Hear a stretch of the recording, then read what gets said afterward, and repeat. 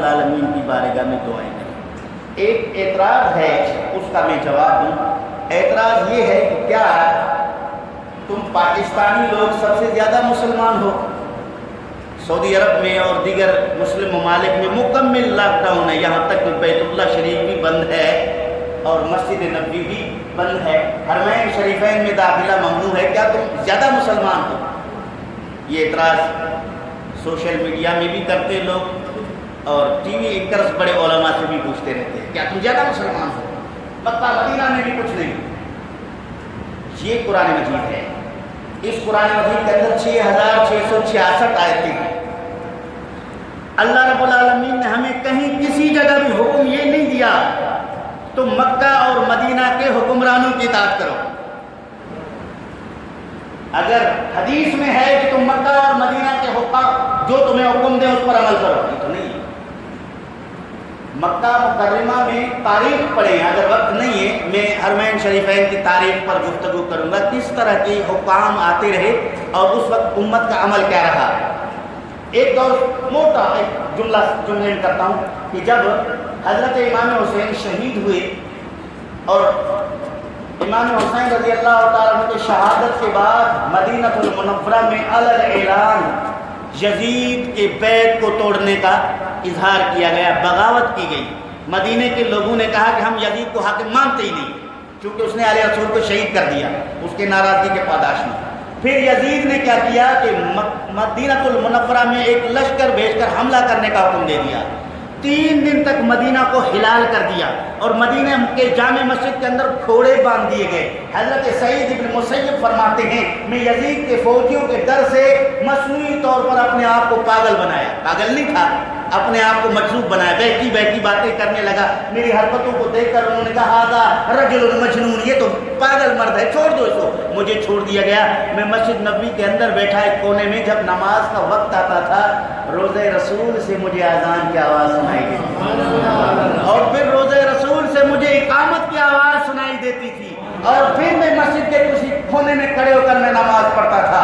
اور اس وقت صحابہ کرام مسجد نبوی کے اندر داخل نہیں ہوئے، یزید کے بیعت نہیں مانی اور بہت خون خرابہ ہو گیا، لیکن اس یزیدی امام کی ابتدا میں انہوں نے نمازیں نہیں پڑھی۔ تو امت کا یہ اطراء ہے کہ حکام کی اطاعت نہیں، ہدایت اللہ اور اس کے رسول کی ہے۔ اطیعوا اللہ واطیعوا الرسول واولی الامر منکم۔ ان کے پھر زمینی حالات ہیں، وہ اپنی زمینی حالات میں وہ فیصلے کرتے ہیں۔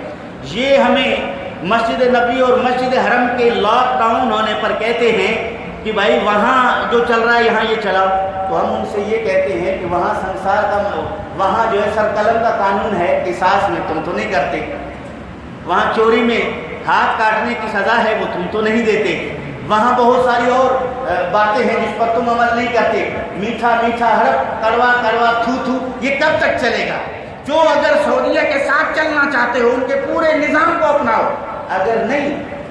اور میں دوسری بات آپ سے کہتا چلوں، خفیہ بات، لاک ڈاؤن کی اصل وجہ سعودی عرب میں یہ بیماری نہیں ہے، یہ بھی ذہن میں رہے، اصل وجہ اندرونی حکومت کے درمیان شہزادوں میں اختلاف ہے اور اندرونی اختلافات کی وجہ سے وہ دستوں کے ریبان ہیں، ان کے حالات کئی حد تک خراب ہو چکے ہیں اور بیماری کو آڑ بنا کر انہوں نے لاک ڈاؤن کر کے عوام کو گھروں میں محصور کر دیا ہے۔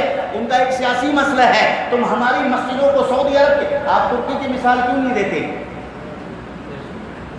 ترک کے صدر کا اعلان کہتا ہے کہ ہم مسلمان ہیں، ہمارا عقیدہ اور ایمان ہے کہ بیماری بھی اللہ کی طرف سے، شفا بھی اللہ کی طرف سے، رجوع اللہ کرتے ہوئے ہم مسجدوں کو بند نہیں کرتے۔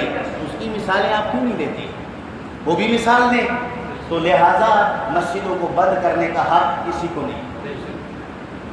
فقہ نے ایک مسئلہ لکھا ہے کہ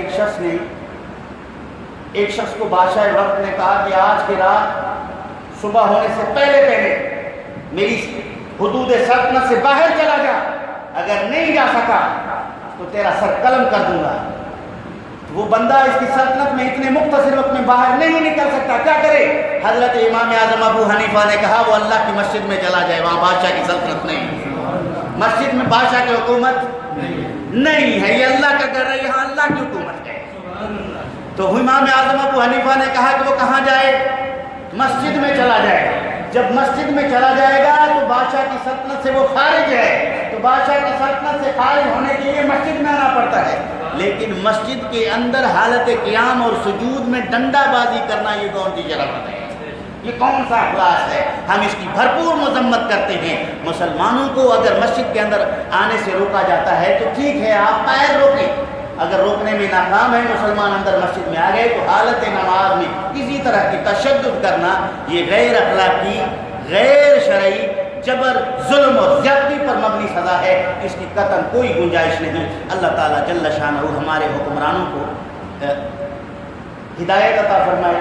قیامت کے دن حکمرانوں سے یہ بھی پوچھا جائے گا، تمہیں توبہ کرنا چاہیے تھا، تمہیں سجدہ کرنا چاہیے تھا، تمہیں رونا چاہیے تھا، تمہیں اللہ کو منوانا چاہیے تھا، تم نے الٹا اللہ رب العالمین کے گھروں کو بند کر دیا، اللہ کی بارگاہ میں جھکنے والوں کو روک دیا، اور وہ اللہ کی بارگاہ میں رو کر اللہ کو منوانا چاہتے تھے، ان کو ڈنڈے مارے تم لوگ، تو یہ پوچھا جائے گا۔